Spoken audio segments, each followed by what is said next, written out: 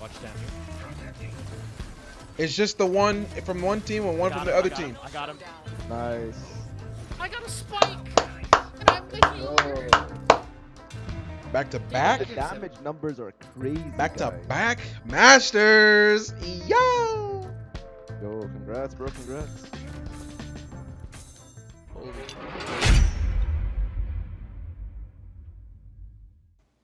What's good?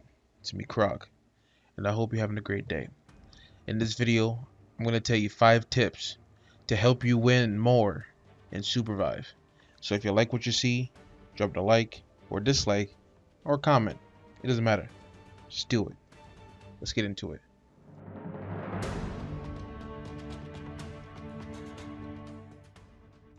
When starting the match, having a game plan is key. What I always have on my mind is what should we as a team do next, and is my team ready to fight? When landing, I always make sure to get level 4 before any confrontation. By doing so, you reach the level cap for the time being. Also, if done fast enough, your team might actually have an advantage over others being lower level than you, which means you have more abilities than them, you have slightly more HP than them, and honestly, you're probably it's just overall just a better matchup for you and your teammates in the long run. In addition, when landing near an area with a vault, starting off by accepting the vault quest isn't bad. Completing the vault quest gives everyone a book depending on how many players you have on your team. If you have 2 players, you're going to get 1 per person. If you have 4 players, you're going to get 1 per person. So 4 or 2 depending on if you're running squads or duos. And the reason why you want these books is because regardless of the level cap, the books will get you above the level cap. So my game plan every time I land, for the most part, if everything goes right with me and my random teammates or my squad, I land near a gray vault, or if you're feeling spazzy, you can land near a gold vault. But usually we land near gray vaults.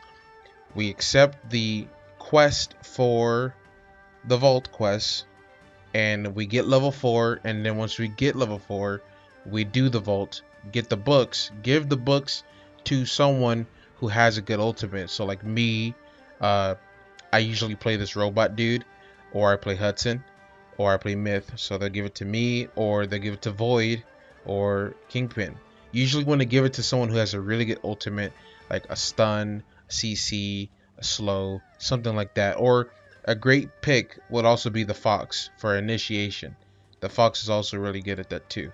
You can give your books to him. It requires 2 books to level up from 4 to 5 to receive your ultimate. So be sure to share those books with someone you can depend on.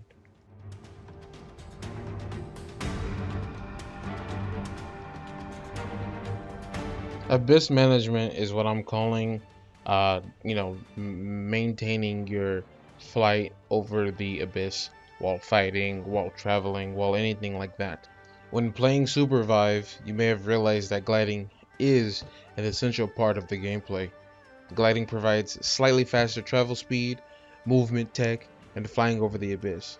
Mastering when you can and can't glide will make you a way better fighter. Most of the time, you don't even have to glide. It's better to be safe than sorry that you got spiked. People could be hiding in bushes when crossing a gap, a waterfall, or anything over the abyss. People love to camp the outskirts of the maps to see if they can get an easy pick. And if you're gliding when that happens, for a skilled player who knows how to aim, or any player who just knows how to aim and just land that one shot, or a Hudson spraying, will just easily hit you when you're gliding. So half the time you don't even need to glide when you're doing a jump. Maybe you ran out of fuel. Maybe your character has a movement ability. You can just use your movement ability to get across. It's more safer, and as long as you don't have your glider out, you won't get spiked.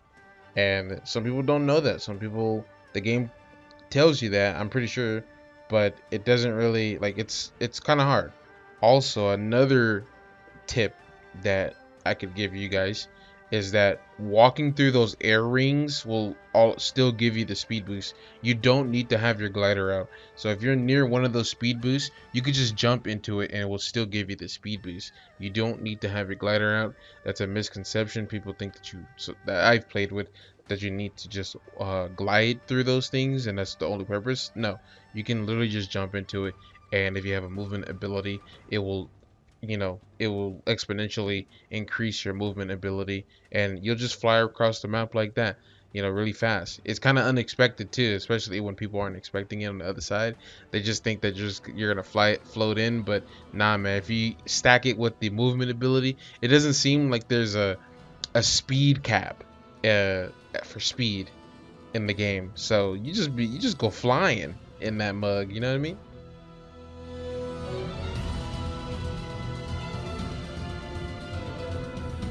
Healing and mana. Items you've most likely come across is vine beans laying on the ground after killing a mob or an enemy, a boss, or anything like that. You've most likely came across a vive bean just sitting on the ground, and you will see them a lot in chests, on the ground. You'll see them everywhere. Honestly, you could look at the clip right now. You may not see Vive Beam, but you do see another healing source. It's just an upgraded Vive Beam. If you're missing a little bit of health from a fight, from killing a mob, or mana from using an ability on a mob, all you have to do is use the Vive Beam or potion that is on the ground, and it will stop you from not using the source in your inventory. By holding down the use button, you will, or the E, for me it's E. You hold down E and it will use the item that you have on the ground. So every time you get done with a fight after a big brawl, be sure to pick up all the heals in your inventory, and you use the rest that are on the ground. The amount of times I ran into a fight not having mana is too much to count. Once I get alive, I'm healing. Come on, baby. You got a hook in 2 seconds. They're coming, they're coming. I'm out of mana. Kingpin's broken.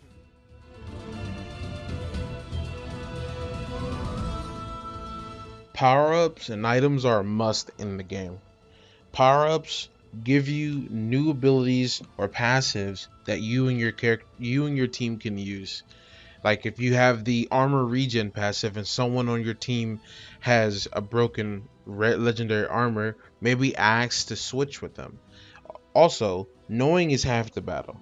Knowing what you're going to build on a specific character at a specific time in a specific situation, knowing what you're going to use, knowing what your team is going to use, knowing what the enemy maybe has, is half the battle. You might be able to combo a nuke with the tree ability, or maybe slow them down with the bush ability and combo it with a nuke, or maybe you have the electric cage ability power up, and you can lock down a zone or a choke point. There's a lot of these different combos you can do, especially when it's fresh right now, and they're going to definitely add more. There's just no way they're not going to add more. It's a BR for crying out loud. They're definitely going to add more. After your first couple matches, you might be confused with the items and power-ups in the match. It's a battle royale after all, so the prime set won't always come easy. Knowing what power-ups and items are good for your hero and your team is vital. You can check out all of that in the practice mode, or look at the equipment / power-up tab in the menu.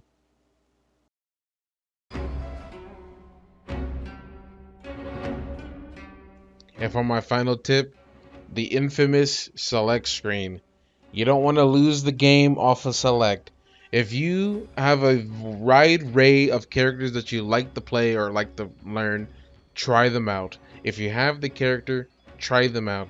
If you have 3 people or 2 people who want to play Strike and the other one wants to play Myth, don't pick a melee DPS character.